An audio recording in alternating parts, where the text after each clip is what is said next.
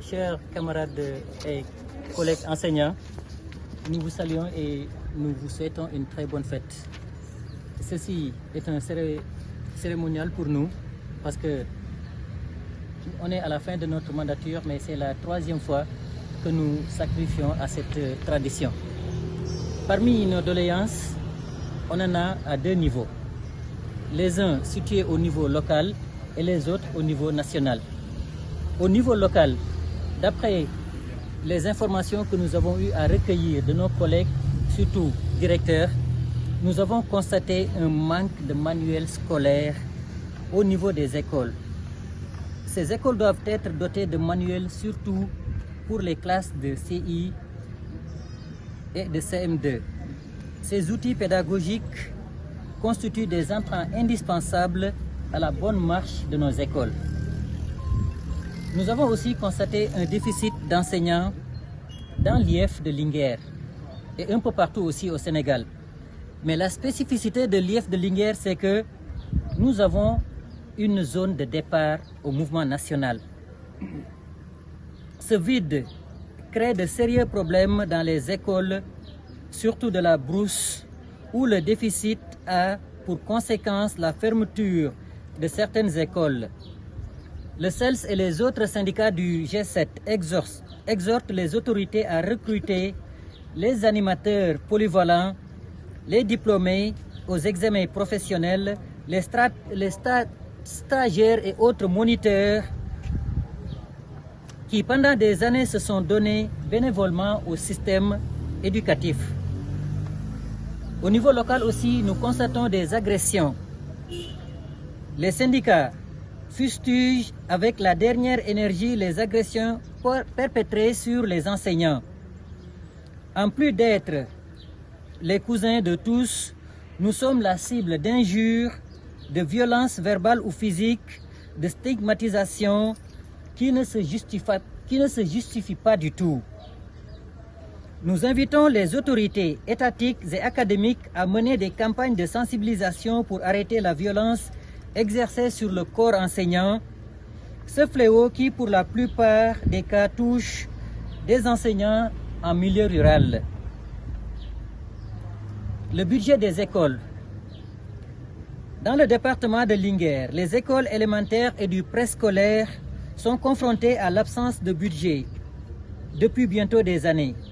Pour gérer leurs établissements, les directeurs d'école se décarcassent pour essayer impudemment de résoudre ces problèmes. Au moment où ces derniers ne peuvent plus demander des cotisations aux élèves, parce que n'y étant pas autorisés, nos tournées dans nos écoles nous ont montré qu'ils peinent à assurer convenablement les charges qui leur incombent.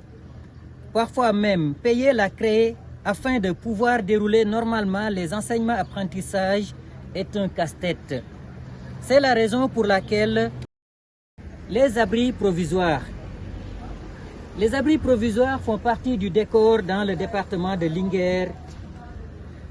Les syndicats invitent le gouvernement à travailler à éradiquer ces écoles de fortune en construisant des salles de classe parce que de cela dépend la qualité des enseignements-apprentissages et l'excellence de nos élèves.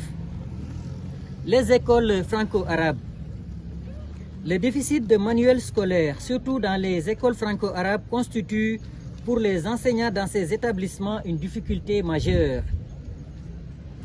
Les maîtres d'arabe parviennent péniblement à dispenser les cours faute de manuels.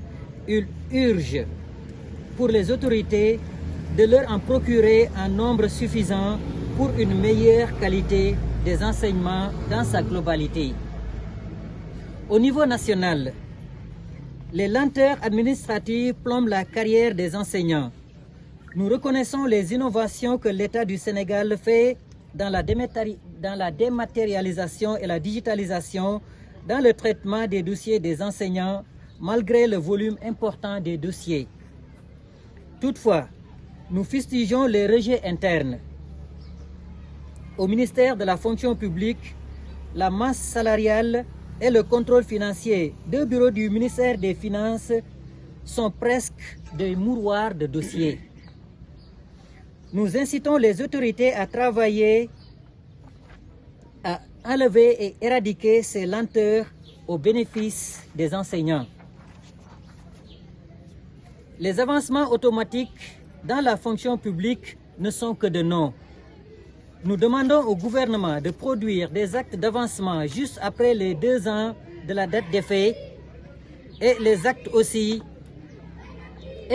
aussitôt produits après les travaux des commissions paritaires. Les décisionnaires, nous saluons la volonté des autorités qui ont promis de corriger la vieille injustice, celle de rétablir dans leurs droits les enseignants non fonctionnaires qui avaient été recrutés à tort à 35 ans. Mais la lenteur notée dans la signature de ces décrets n'inspire plus confiance. Ce qui pourrait mettre à mal le fameux pacte de stabilité sociale. Le CELS et les syndicats du G7 demandent aux autorités de modifier le décret 74-347 et le décret 2006-372 pour permettre à ces enseignants de bénéficier des avancements de retard qu'ils ont injustement perdus et pour les accompagner avec des rappels. Nous demandons aussi l'élargissement de l'imputation budgétaire aux décisionnaires à la retraite.